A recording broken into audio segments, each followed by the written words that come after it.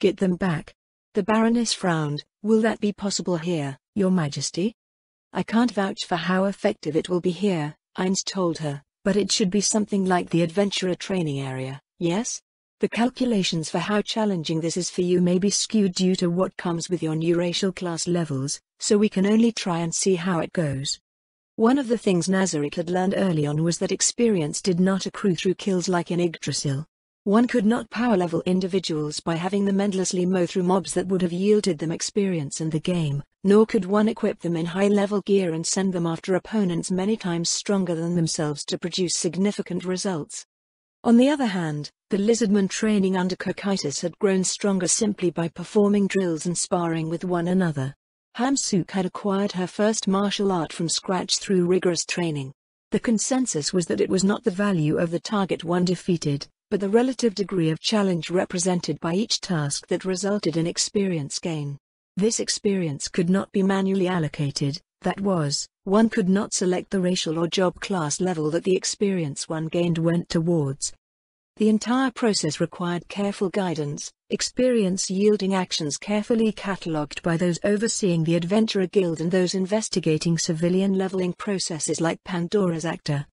Even then, there were still many questions as to how that experience was distributed. Wizards and fighters gaining experience through study and training was simple enough to understand, but if a fighter used a bow, would they gain ranger experience, or specialized archer experience? Or would it add to their fighter experience as fighters could also use bows in combat?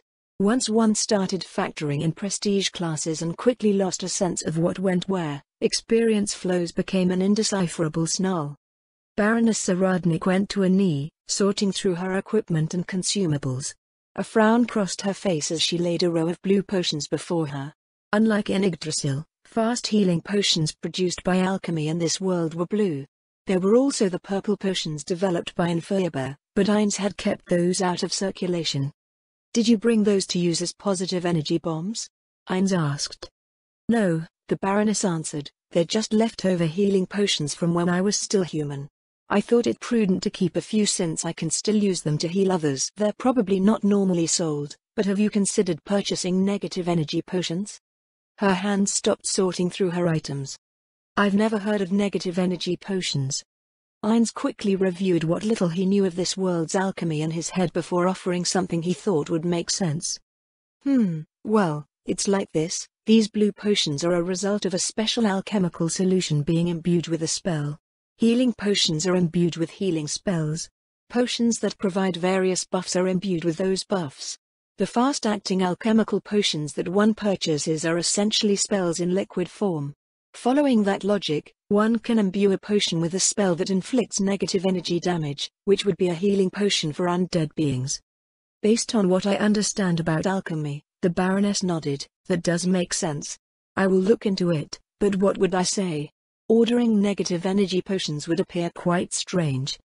It shouldn't be too hard to come up with something. Ainz cradled his chin with a hand. Purchasing consumables for your undead security forces, for instance, or a way to repair undead laborers in an emergency. That's an excellent idea, Your Majesty, she said. They have real potential for improving the performance of the Royal Army. Ainz nodded sagely. Magical crafters are quite scarce in the Sorceress Kingdom, but if an alchemist that can make negative energy potions can be located, Cocytus would be most interested in securing a supply. The Baroness returned to her preparations. She pulled out an arrow with a clear glass head, holding it up to an eye before she turned to ask another question. May I use my bow this time? Ainz considered what might result from using a bow. According to Pandora's Actor, Baroness Saradnik had some sort of cultural prestige class that functioned something like a fighter variant with command, leadership and administrative aspects. There was also her identity as a ranger, but since the suspected holders of her prestige class identified in the Empire did not possess ranger skills and abilities, Ainz determined that she had separate ranger class levels. He carefully weighed the potential results. If she was still human, the answer would be simple. Using a bow ran the risk of her gaining ranger experience. Since her potential as a captain-type commander class was worth far more to the Sorceress Kingdom, Having her stick to a melee weapon meant that her experience gains would more likely be directed towards her prestige class. After determining that she was a revenant, however, Ainz also wanted to see how her racial class level progression would turn out. Heteromorph, demi-human and monster levels were not as simple a matter as saying one level in X racial class level is one level in Y job class level. Some racial class levels, like Ainz's skeletal caster line, qualified as arcane caster levels, but they had distinct attributes and numerous racial traits, skills and abilities in addition to simply being an arcane caster. Other racial class levels, such as Shultir's vampire levels, did not qualify as specific job class levels at all. It was a vampire's racial qualities and superior stat allocation that made them excellent melee combatants, thus ideal for melee-focused character builds. Revenants existed in a grey area since they were monster class levels in Yggdrasil, and thus there was no concrete information as to what those levels were. The only thing that stood out to him about them when it came to traits that might correlate its racial class levels with job class levels was the Revenant's extraordinary tracking ability. They could hunt down the subjects of their aggression no matter where they went, as long as it was in the same world. If Revenants were rangers and using a bow meant that she would specifically gain ranger experience, they might be able to raise her Revenant racial class levels by having her focus on ranged combat. In the end, Ainz decided against it. There was no guarantee what her Revenant racial class levels were, and the job class level that she had with the criminal detecting ability reeked of being a ranger prestige class unique to this world. It was better to play it safe and stick to leveling job classes that he had more information on. "Let's continue with melee combat," he told her. "That fight with the zombie wyvern didn't allow for a satisfying showcase of your capabilities." "Very well, Your Majesty." Preparations complete, Baroness Saradnik rose to her feet, dusting off her knees. She brandished her weapon at the nearest undead, a skeleton mage, then paused and lowered it again. "Pardon me." She waved a gauntleted hand in front of the skeleton mage's face. "What are you doing?" Ainz asked. "Becoming a mage involves quite a lot of study," she replied. "Since this is the case, shouldn't these skeleton mages be intelligent? Destroying mindless undead is one thing, but local magic casters are in short supply." As mobs, skeleton mages were mindless, but he didn't have a way to explain why that was. He also made a note to himself to not ever reveal the fact that he had skeleton mage levels in his build, lest it lead to all sorts of awkward questions. "You were thinking about recruiting them?" "Yes, Your Majesty. I'm uncertain how things work with the undead, but I thought that it might be possible to have them trained to become arcane craftsmen. I am not sure whether I can convince them to move in and not attack the living citizens, but a separate workshop could be built out here if it is required." Though the Baroness differed in many ways from regular aristocrats, this was one behavior that they shared. She used what could be used, moving to secure valuable assets for her domain when she identified them.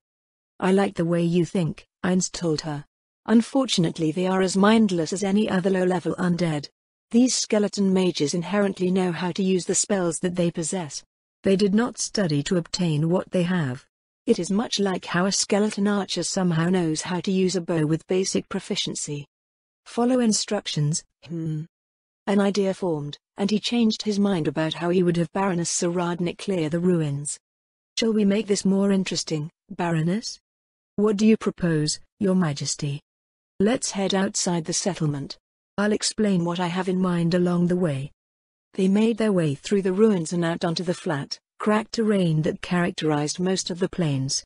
He made sure that the levels of the undead around them had not changed before clearing his throat to speak. "Since you've been working with the Royal Army and are developing your skills as a commander, I believe it would be more productive for you to act as one here. We'll start by having you form an army out of the undead around us. If they're all mindless undead, how can I recruit them? As far as I know, I have no skill or ability that allows me to forcefully conscript soldiers."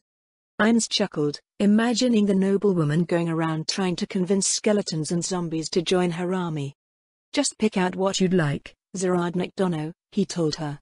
"I will use my undead domination and order them to obey you. As with all skills, there are limits, but since the undead around here are so weak, we should be able to come up with a respectable number. You probably won't want most of these, so start by clearing out the weaklings. Let me know if there's anything you'd like to recruit." In addition to potentially raising Baroness Zaradnik's commander levels, it was a learning opportunity for Ainz. With the upcoming events in the Holy Kingdom, he thought it would be prudent to gain some sense of how low-level armies functioned in this world. He was terrified of messing up Demiurge's plans in some catastrophic manner, and it wouldn't do for the Sorcerer King to appear completely ignorant in front of the Holy Kingdom's forces. The Baroness started by smashing a nearby skeleton. Every undead within 50 meters moved to attack her. Her sweeping strikes destroyed multiple weak undead with every swing. She didn't stop attacking once they were gone, however, proceeding to destroy undead beasts, ghouls, and wights. In the end, she was left with a single wraith, which kept passing through her body. As the Baroness' weapon was mundane, it couldn't connect with the incorporeal form of the wraith. After several more attempts to injure the wraith with her spear, she stopped. The wraith continued its futile attempts to harm her, moaning as it went. The noblewoman appeared to think for several seconds before raising her arm and backhanding the wraith as it came in for another attack. It recoiled sharply, flying into the ground. When its head popped up again, the Baroness stepped forward and kicked it. Ainz watched in amusement as she went around punching and stomping the wraith. With most, it was equipment that was magical and unarmed attacks mundane. With Baroness Zaradnik, it was the reverse. The one-sided brawl ended a minute later, with the remains of the wraith dissipating into nothingness. "You didn't fancy any of those?" he asked as they walked up to join her. "I was getting a practical feel for their qualities," she replied. "That wraith made me realize that some of them are more ineffective in this situation than I thought they would be." Ainz nodded. To the living, the undead possess many traits, skills and abilities that make them problematic opponents. Against adversaries that are immune to them, however, they can become rather unimpressive. This was something that Ainz knew well from his many years of playing Yggdrasil. Though he had abilities that augmented the quality of his summons, he still had to carefully consider what he used against his targets. For instance, he folded his hands behind his back. Basic wraiths use touch attacks to deliver an ability drain. This ability drain is not raw damage, but an attack against the vitality of the target. The living become weaker and weaker until they turn into lifeless husks. Undead are immune to this as they have no vitality to speak of, so while its incorporeal nature might seem useful at first, a wraith is a poor choice when fighting undead, constructs, and other non-living opponents. Baroness Zaradnik nodded and moved on to the next area, clearing away the weak undead. The beginnings of her formation started to manifest: 3 undead beasts, a bear, a cow and a boar, a half-dozen skeleton archers, 3 wights and a ghast. After using them in the next battle, she stopped picking up wights. "These wights are underperforming," she said. "The wights here should be around level 9 or 10, but their attacks are split between a physical and energy drain component. Their signature ability is turning any humans or demi-humans that they kill into wights, which makes them quite efficient against groups of weak opponents that they can turn. It won't work here, however." Ainz looked over the undead soldiers she had arranged, nodding silently to himself. "Aside from that, it appears you have a good grasp on how to best use various undead against the undead." The undead beasts worked as a solid front line, while the ghasts made for maneuverable offensive strikers. If left to their own devices, mindless undead prioritized attacks against the nearest opponent that they could harm, and the zombified undead beasts made for ideal meat shields. She was struggling with how to employ the skeleton archers, however, as they weren't exactly sharpshooters and were as likely to hit friend as foe when releasing arrows into the melee. Ainz was curious how she would ultimately address that problem. Several skeleton mages were added to her growing forces, but they were used conservatively. The Baroness turned a dubious frown upon the line of casters. "I'm divided on how useful these skeleton mages are." "Hey, I'm a skeleton mage too. Is there a problem with them?" he asked.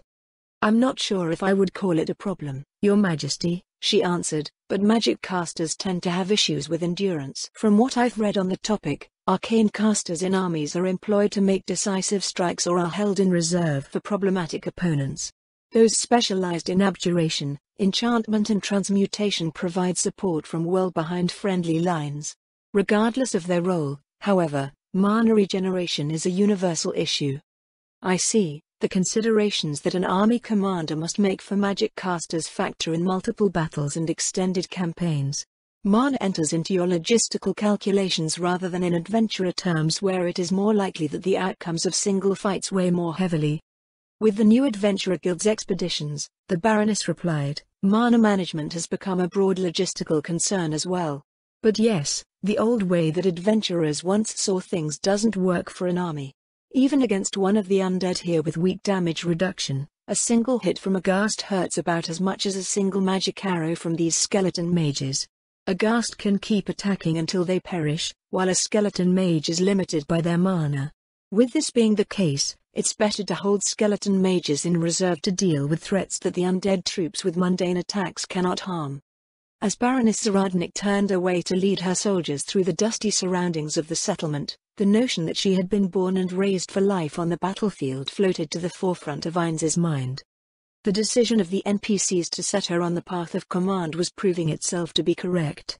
She quickly absorbed and effectively integrated new information, applying it to her existing experience and knowledge. Her pragmatic and prudent approach to things swiftly swept aside hollow preconceptions and superstition. Combined with her stalwart nature, indomitable drive and apparent talent, Ainz had before him the opportunity to forge the first spear of the Sorcerer's Kingdom. Through the misty darkness of the Katza Plains, an undead army marched purposefully towards the silent ruins surrounding a looming keep tower. The undead were divided and ordered into neat ranks, maintaining a precise formation. At their head, astride an undead beast in the form of a horse, rode their commander. The flag of the Sorcerer's Kingdom fluttered from where it was attached to her upright spear. About halfway through clearing the surroundings, Baroness Zaradnik had acquired the undead horse as a makeshift mount. A while later, she returned to the ship to retrieve a spare flag, stating that it was only appropriate that their army should have a banner. Ainz and Shultier followed the army from above, and a sense of anticipation grew within him as it advanced towards its objective. By the standards of the region, it wasn't a very strong army. Nor was it very large, he simply lacked the vocabulary to describe it. A single mithril rank adventurer could probably wipe out the entire thing with relative ease. If Ainz had randomly come across it, it might have been a curiosity due to its organized appearance. By following the Baroness as she raised her forces, however, he held a sense of investment and progress. Weak as the army was, he still felt like they were on the edge of a climactic battle scene. There was just one thing that could have spiced things up even more. In all this time, he said, I haven't heard her issue any commands. I believe she's been using her communication skill this entire time, Ainz Summer. I see. Well, I suppose that makes sense. Certain commander-type classes in Yggdrasil had skills that allowed for simultaneous communication with many people. Hearing her commands and watching the army move in response would have added to the excitement of the battle, but there was no point in her shouting at the top of her lungs and potentially attracting attention if she could just issue them silently. By the way, what sort of commander-class skills and abilities does she have? In addition to the communication skill she's using right now, she has some sort of ability that provides a small buff to her loyal vassals.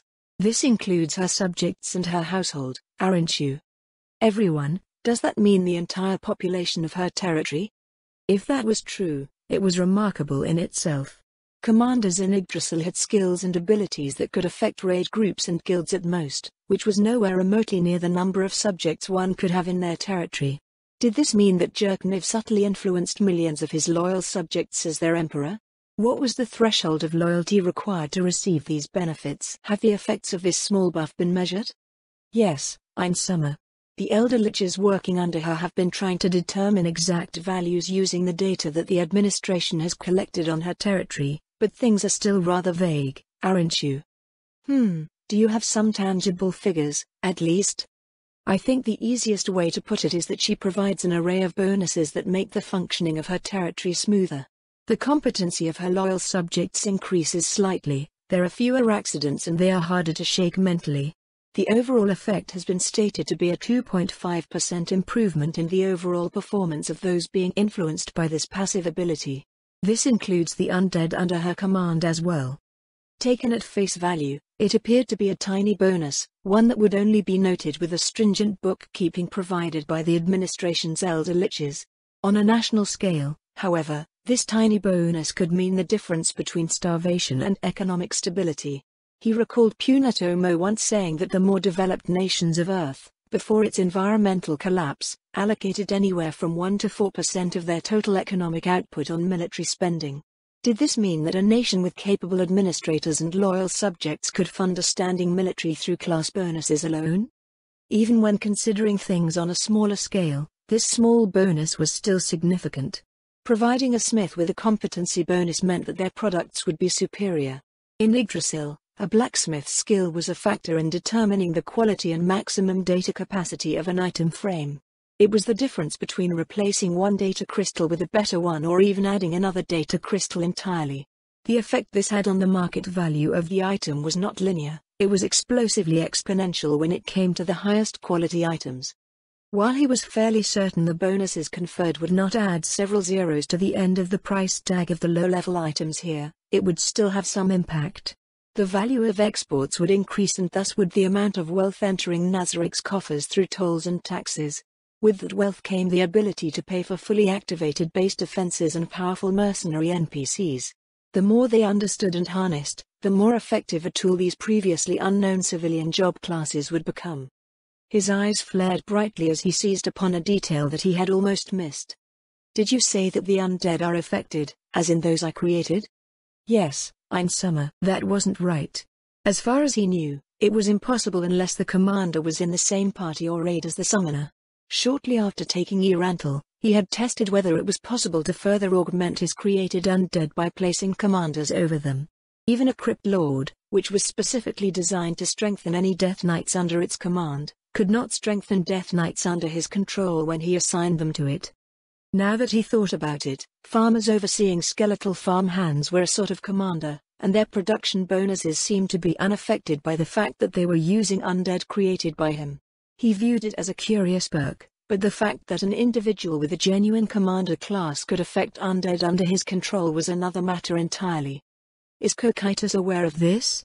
Cocytus and Ludmilla correspond semi-regularly, so I believed that he should know about it. I see, no wonder he seemed so enthusiastic in that proposal to raise local commanders for the Royal Army. At the time, Ines thought the main selling point of Cocytus' proposal was the fact that, unlike his undead creations and any mercenary NPCs that they might summon, local commanders could be resurrected, for a much lower cost than summoning a new mercenary NPC, and thus retain valuable experience.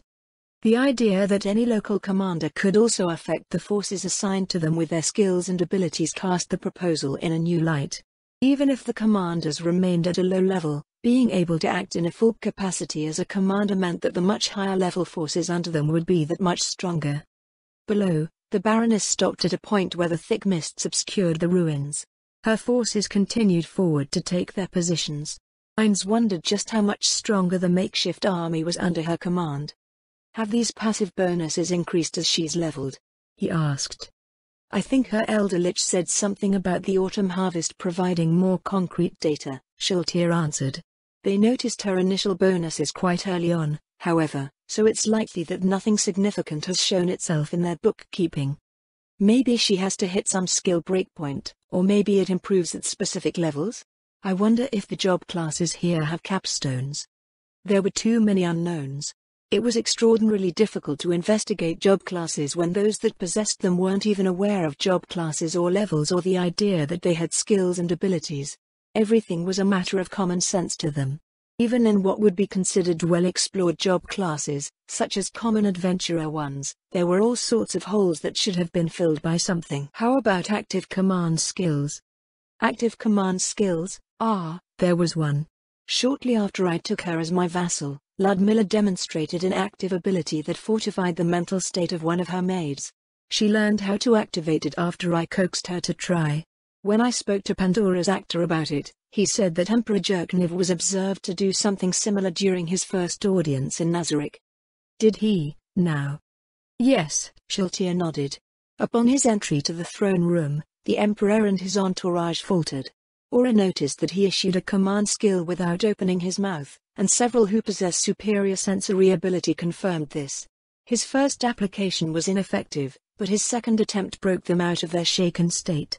Considering the sheer magnitude of what they were confronted with, the skill that the Emperor used was probably several times more potent than Ludmilla's.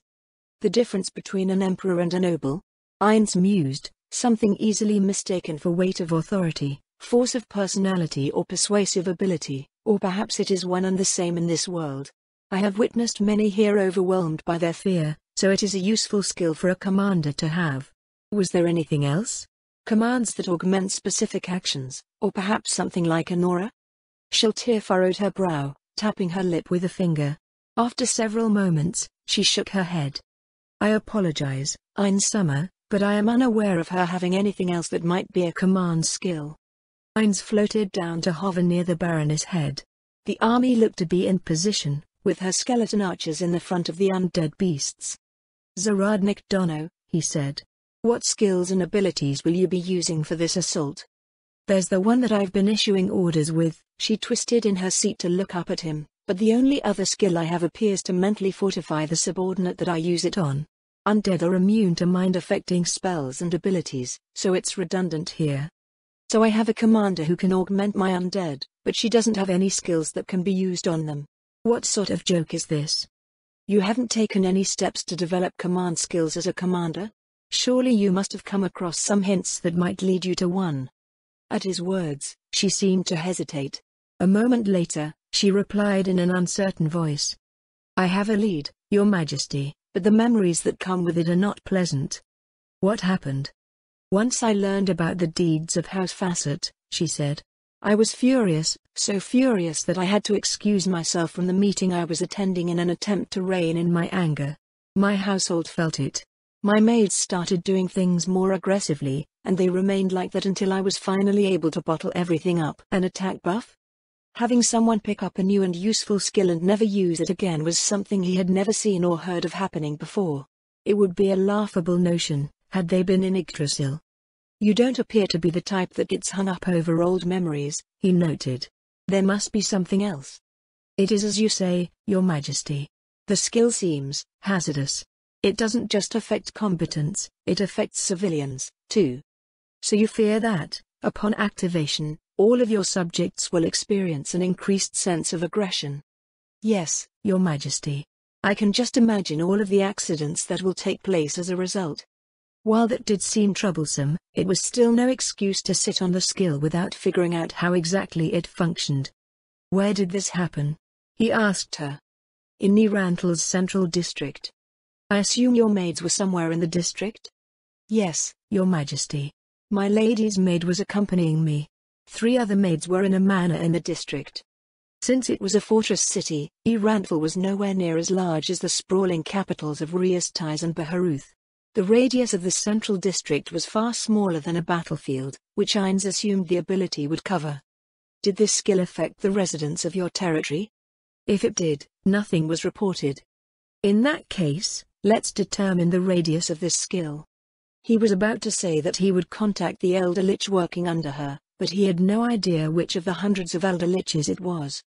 Shaltir, contact someone that's in a position to observe the subjects in her territory. They are to note any signs of this aggression that Zaradnik Dono described. At once, Ein Summer. Shaltir nodded, and Ainz turned his gaze down at the Baroness. She turned her attention forward, licking her lips nervously. Several minutes passed, then the Baroness straightened on her mount with a dangerous gleam in her eye. The banner of the Sorceress Kingdom was raised high above as her voice rang over the field. Mark, 150 meters. The heads of the skeleton archers swiveled to gaze at some location beyond the mist. Knock. In perfect unison, the entire rank of skeleton archers knocked their bows. We're starting now? Draw, loose. The arrows vanished into the mist. Baroness Zaradnik did not wait for any sounds of their report. Knock, draw, loose. Knock, draw, loose. Mark, 140 meters. Knock, draw, loose. Though they were weak, the undead nature of the skeleton archers allowed them to keep up with the Baroness' rapid commands where living archers would have tired and slowed down. Ainz leaned forward, peering into the distance, but he could see nothing. Is she hitting anything? How does she know something's there? Mark, 130 meters. Knock, draw, loose. Knock, draw, loose. 100 meters away, skeletons, wights and ghouls appeared with a smattering of ghasts and undead beasts. Several wraiths revealed themselves at half that distance. Baroness Zaradnik paid them no mind, continuing to direct her volleys somewhere beyond. Mark, 110 meters. Knock, draw, loose. Once the volleys fell within 100 meters, a handful of zombies shambled into view. Nearly all of them were feathered with arrows. I see, she's filtering out her targets by their movement speed and using her archers to deal with the lion's share of the enemy's combined health pool. It's really not like being a commander in Yggdrasil, it's more like those strategy games that Punitomo played. The piercing resistance of skeletal targets would make them effectively immune to the skeleton archer's arrows, and the faster movement speed of the leading edge made them generally harder to hit. Zombies, on the other hand, would stay under the predetermined volleys for a much longer period.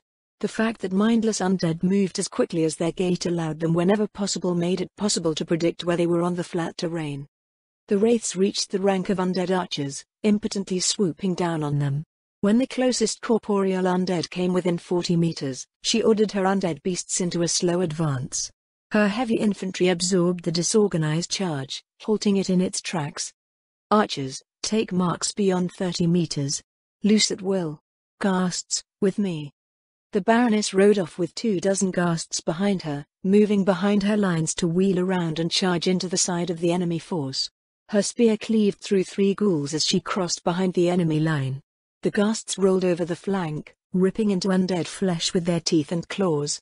Ahead of the ghast assault, Baroness Zaradnik systematically located and destroyed the enemies with the greatest damage potential. Her forces folded in over the collapsing enemy line. Without fear or any sense of self-preservation, the doomed undead did not consider flight, they were simply dismantled where they fought. Her battle won, the Baroness did not rest on her laurels. She reorganized her formation and immediately marched them off, moving around the edge of the ruins. Shiltir, how are things in Baroness Zaradnik's territory? I had a vampire bride go out into the village square, Shiltir replied. She didn't notice anything amiss. Ainz breathed a sigh of relief. He hadn't started a riot in the Baroness territory with his willful decision. Then it isn't anything so ridiculous as a universal active skill, he said.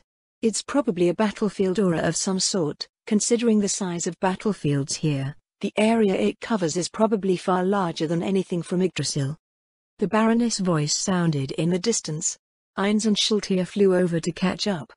When the dust of the second battle settled, he flew down to land behind the Baroness. A displeased expression marred her refined features as she inspected the ranks of her little army. It appears that your skill does not reach as far as you feared, he told her. Shiltir spoke with one of her vassals in your territory, and she noted no difference in the behavior of your subjects during these battles. That's a relief to hear, Your Majesty. Though she said so, Baroness Zaradnik's expression remained. Her gaze traveled down the row of undead beasts. There's something else that concerns you, he prompted. A few things, she said, then turned to bow before him. First, I must apologize for my unsightly behavior, Your Majesty. Unsightly? Yes, this ability, it influences my behavior, makes me more aggressive.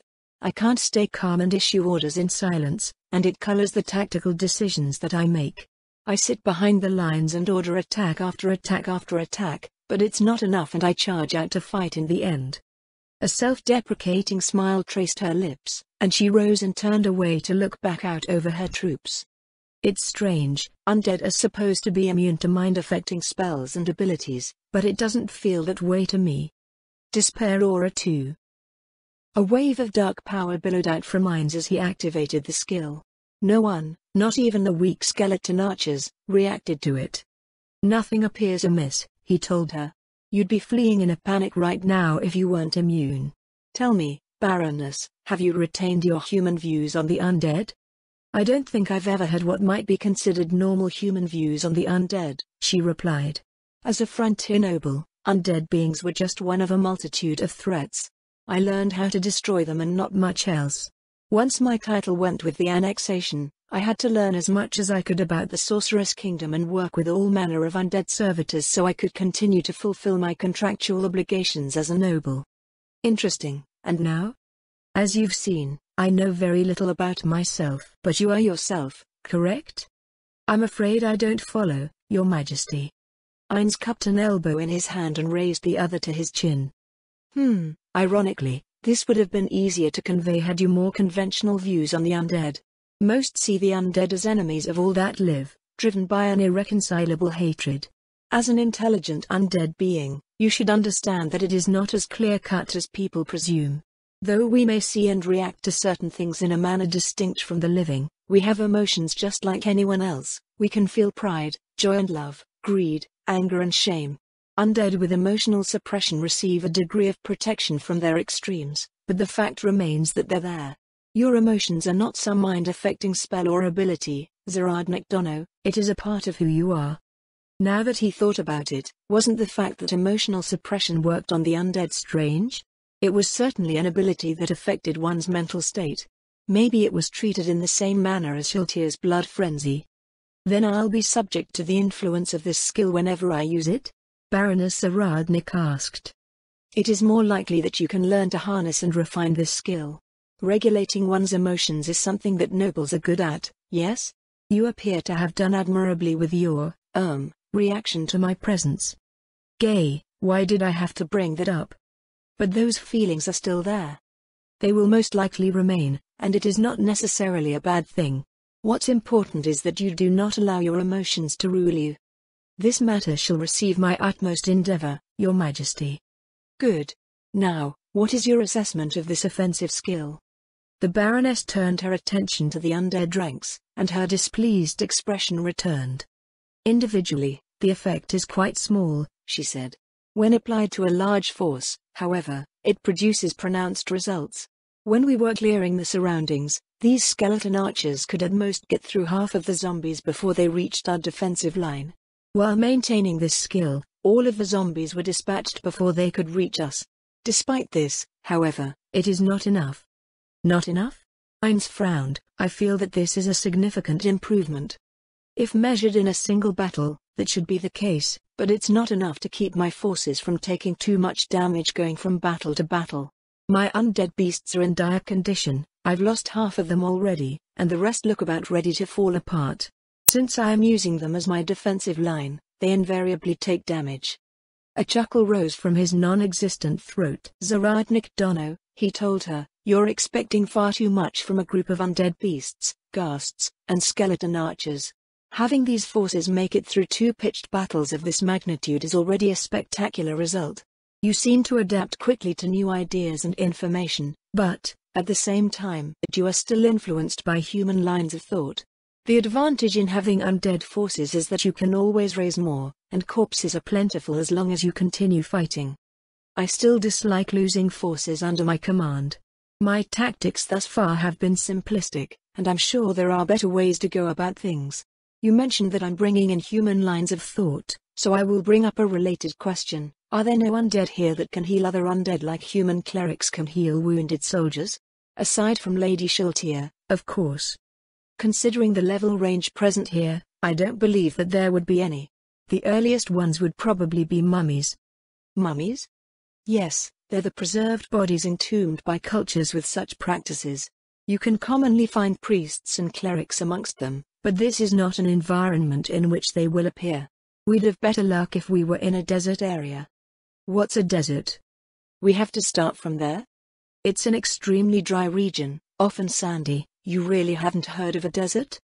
The Baroness squirmed slightly.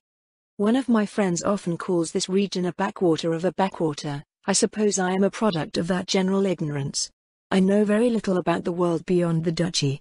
Even someone that's been to the Empire or the theocracy appears well-traveled to me. Well, he cleared his throat to clear the guilty inflection in his voice. Given that you now have an unlimited lifespan, there will be plenty of opportunities to travel. As for other undead, they'd have to be the intelligent sort with job class levels, and I expect everything at that point would be above mithril rank by your estimation. Come, let's replenish your ranks and continue. Was there anything else you'd like to add? I don't like the smell. I know, right? Shiltir voiced her agreement. Ha! Heinz barked out a laugh. Then you have quite the challenge ahead of you. Those ghasts that you've taken a liking to are the worst offenders in this lot. As a passive ability, they emit a stench that will sicken anything not immune to poison. You won't be able to just wash them off in the river. Baroness Zaradnik turned a baleful eye to the guests who were waiting obediently in their ranks, as if she were considering their destruction on the spot. Oi, oi, what happened to disliking losses? Heinz made a mental note of the Baroness' loathing of bad odors. Was it a revenant trait? Maybe she just had a personal aversion to uncleanliness like Schultier. Once her troops were replenished, the Baroness returned to clearing the ruins around the tower. She continued in her efforts to refine her formation and come up with more effective tactics, but she continued to lose undead beasts every second battle. When they went to pick up new troops for the third time, the Baroness stopped to ask him a question. Your Majesty, if a wraith attacks another undead, will that undead retaliate even if the attacks inflict no harm? He dredged up memories of his newbie days. In Yggdrasil, it was a mechanically sound idea, but the aggroed mobs would run off the moment someone did something that registered to them. It wasn't a tactic that would last for long, either. By level 20, it was common for undead to have special attacks, wield magical weapons, or possess natural weapons that allowed them to deal damage to incorporeal creatures. Wraiths generally made for poor tanks. Using undead domination to snag a wraith floating by overhead, he gestured towards the Baroness. She thanked him and walked off towards the ruins with her new soldier, leaving the rest of her troop behind. Ho, she seems quite confident. She's probably not wrong, Schultier said. She's not, he nodded, but I doubt she knew in advance. For a native of this world, Zaradnik Dono picks up mechanics from Yggdrasil at an extraordinary rate. Most others would remain mired in their common sense or overcomplicate things. Your influence, perhaps? Her lips twitched up in the ghost of a smile. A bit, perhaps. She interacts with many of those from Nazarick working in the Sorceress Kingdom, aside from Albedo and maybe Sabos. Then there's the knowledge she gains while interacting with the undead servitors around her territory. Ludmilla works hard to follow any useful leads that she comes across, and she's learned how to apply different types of thinking to things. You've really taken a liking to her, haven't you? Ludmilla isn't on the same level as a comrade from Nazarick, but she's proven to be quite compatible. As long as she works hard for you, Arinsun? Ainz turned away to conceal a rueful smile. Even after over a year in their new world, the NPCs still adamantly believed he was as evil as his character's karma value suggested. They also tended to reach extreme conclusions based on that setting. It still felt strange that they could see him as a merciful, generous supreme being while thinking he harbored unimaginable villainous intent towards everyone else unless he said otherwise. He sighed quietly to himself, wondering if this would ever change. While he did not consider himself a strictly good person, he still possessed the sensibilities of an average Japanese salaryman. Ah, what is she doing? Schultier rose into the air slightly. Ainz looked out into the misty darkness, but there was no sign of the noblewoman. You can detect her in all this? I got tired of barely being able to see anything, so I summoned my household and sent them out into the surroundings. This mist doesn't obscure anything from vampire bats. Then let's take a look, shall we? Lead the way. With pleasure, Ainz Summer. They advanced several hundred meters before Ainz spotted a multitude of silhouettes in the mist. He stopped above the Baroness and furrowed his non-existent brow at the sight before him. Wow, exploit much? This can't be legal. Shall we have Albedo draft a law against it?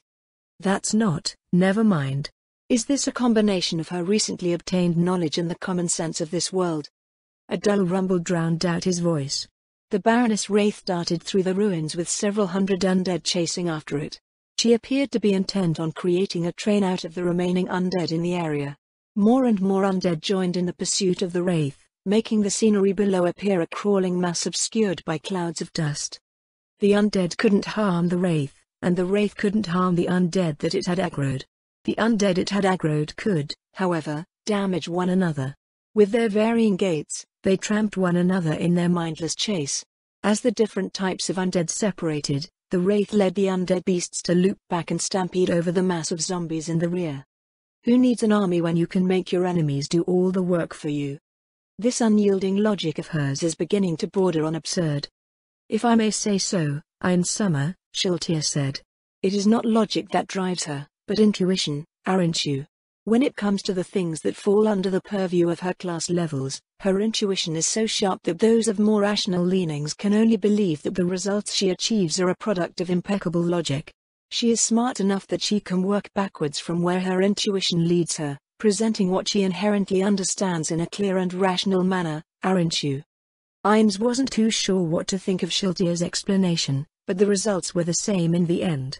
Having this intuition could be seen as a greater boon than deductive reasoning in a world where many irrational leaps in logic abounded. So she just knows that what she does will work, then figures out why it worked after the fact? Yes, something like that, aren't you? If she could only free herself from her self-imposed bounds, I think she would. Shiltir drifted forward, placing herself in front of him. What's the matter? She's picked up something big, Shiltir replied. Going by the strength of the undead here, it shouldn't be much, but... Ahead of them, Baroness sent her wraith and its train careening into the mist. A basso moan drifted over the air. Moments later, a score of undead beasts flew back out. Ines flew forward to witness the new development. Another dozen undead beasts flew by below, blasted away alongside chunks of debris. A hulking figure appeared, standing 4 meters in height. Muscle and fat lay exposed over its entire body. In its shuddering wake came 2 identical creatures. Together, the massive undead beings swept aside everything Ludmilla had gathered, leaving bones and bodies scattered all over the rubble nearby. Ho, blood-meat hulks! What will you do now, Sir Rodnik Dono? Your new trick won't help you here.